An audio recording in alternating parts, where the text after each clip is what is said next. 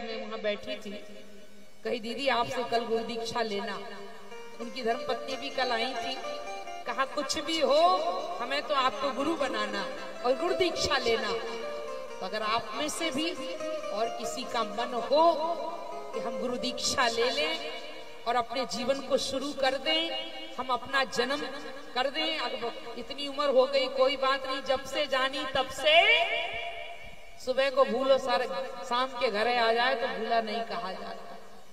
अभी तक नहीं लिया, कोई बात नहीं, यज्ञ भगवान विराजमान है, शिव पुराण की कथा हो रही है, ऐसे सो अवसर पर ये कार्य जरूर करें। जो भी गुरु दीक्षा लेना चाहें, हमारे त्रिभुवन भैया ने एक भैया को वो पत्रक दिया है, फॉर्म भर के देना पड़ेगा आपको। हमारा संस्थान है जिसका नाम है प्रज्ञा मानव कल्याण संस्थान। माँ नर्मदा के तट पर माँ नर्मदा प्रज्ञा शक्ति धाम मागरोल में बरेली और पिपरिया रोड पर हमारा आश्रम है। हम वहां निवास करते हैं, तो ज्यादा दूर भी नहीं है। जब आपका मन हो तब आ जाओ, मिल जाओ जाकर, कोई दूरी नहीं है हमारे और आपके बीच में। पता लग रहा है कि कहीं कलकत्ता, दिल्ली, मुंबई कहीं के कहीं गुरुजी बन गए तो दर्शन ही नहीं हो रहे, है ना। एक वर्ष में कम से कम एक बार तो दर्शन हो जाए। और मां नर्मदा प्रज्ञा शक्ति धाम में हम अभी 4 वर्ष से यहाँ रह रहे हैं। हमारा वृंदावन में भी आश्रम है, गया जी में भी आश्रम है, और इटारसी में भी आश्रम है, पर यहाँ हम 4 वर्ष से रह रहे हैं कोरोना काल से।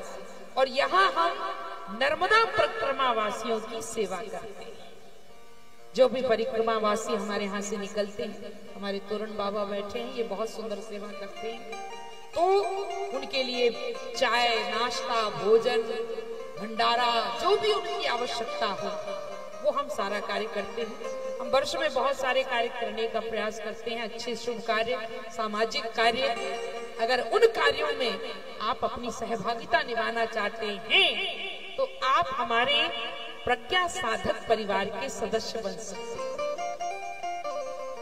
आप सदस्यता ग्रहण करिए, हम फॉर्म देंगे आपको, वो फॉर्म ले जाइए, उसे भर के लाइए। और सदस्यता जो भी हमारे आश्रम से भंडारा होता है, कन्या भोजन होता है, गौ सेवा होती, जो भी सेवाएं होती हैं वो प्रज्ञा साधक परिवार के सदस्यों के सहयोग से होती है। आप भी उसमें सदस्य बन सकते हैं। मात्र 1100 रुपए की राशि देकर सदस्यता ले सकते हैं। आगे फिर जो भी अन्न धन जो भी आपको दान करना हो तो वो वर्ष भर चलता रहता है। तो ये जो कल दीक्षा जिसको भी लेना हो तो पत्रक ले ले। तो भगवान शंकर की मंत्र का जाप का अधिकारी वही है जिसने गुरुमुख से ये मंत्र को लिया।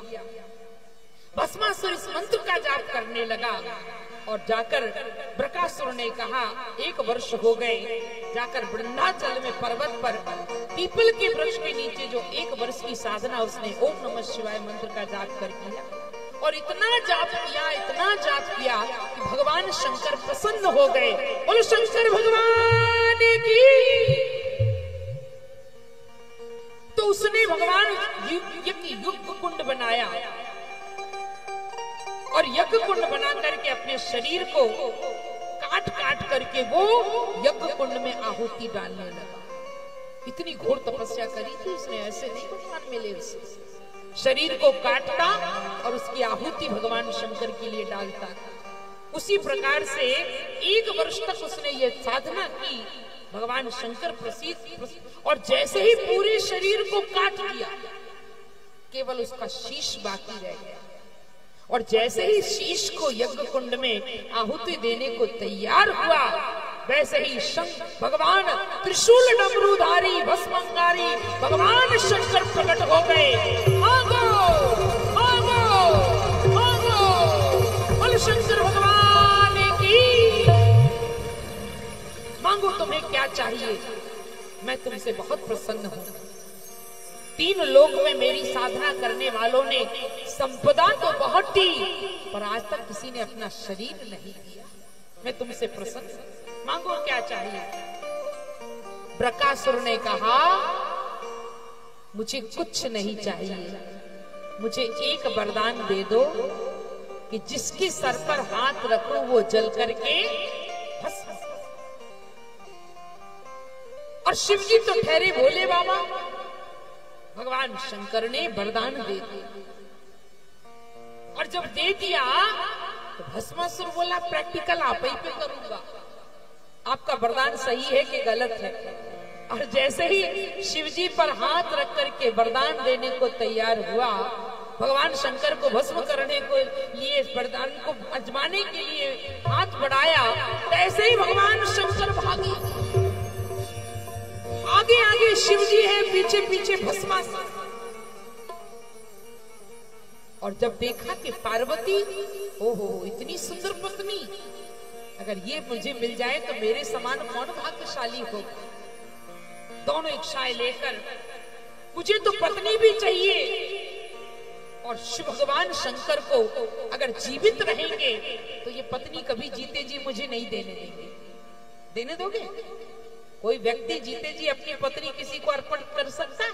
नहीं कर सकता। तो इसके लिए भगवान शंकर को मारने के लिए भस्मासुर ने भस्म करने के लिए दौड़ा, और सोचा कि भगवान शिव का वरदान उन्हीं पर अपनाऊं। और जैसे ही भगवान शंकर चले जा रहे थे, भगवान विष्णु ने देखा ये क्या हुआ, भगवान शंकर क्यों भाग रहे हैं। और भगवान विष्णु ने तैसे ही कहा कि आपने जो वरदान दिया है, ऐसा वरदान मत दिया करे।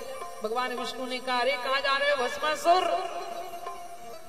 भस्मासुर ने कहा, भगवान नारायण ने, भगवान शिव जी ने वरदान दे दिया है। अरे काय को उनकी बात में पड़ी, भोले भाले बाबा, उन्हें खुद ही होश नहीं रहता। उनके वरदान कभी सत्य हो सकता है? कोई भरोसा नहीं। ब्रह्मचारी की बातों में भस्मासुर ने कहा, अब दो कथाएं हैं इसकी। एक तो पहली ये है कि भगवान विष्णु ने मोहिनी रूप धारण करके भस्मासुर से को भड़काया कि भगवान शंकर का वरदान कभी सत्य नहीं हो सकता, और विश्वास नहीं हो तो जरा अपने माथे पर हाथ रख के देखो। और ब्रह्मचारी की चिकनी चुपड़ी बातों में आ गए भस्मासुर, और भस्मासुर ने जैसे ही हाथ रखा तो भस्मासुर भस्म हो गया। बोल शंकर भगवान। इसकी एक कथा और आती है। जब शिवजी के गले से लगकर उसने वरदान मांगा तो सोचा, भगवान शंकर से कहा कि भैया कैसे वरदान दे। और जब भगवान शंकर भगने लगे तो पार्वती जी को बड़ा कष्ट हुआ। पत्नी पतिव्रता वही होती है जो अपने पति के कष्ट में साथ दे। सीता जी 14 वर्ष तक राम जी के साथ वनवास में रही। भगवान शंकर को संकट में देखा तो मैया पार्वती बड़ी घबरा गई, क्योंकि पतिव्रता स्त्री की निशानी क्या है? पतिव्रता की परीक्षा कब होती है? जब पति पर आपत्ति आती है। धीरज धरा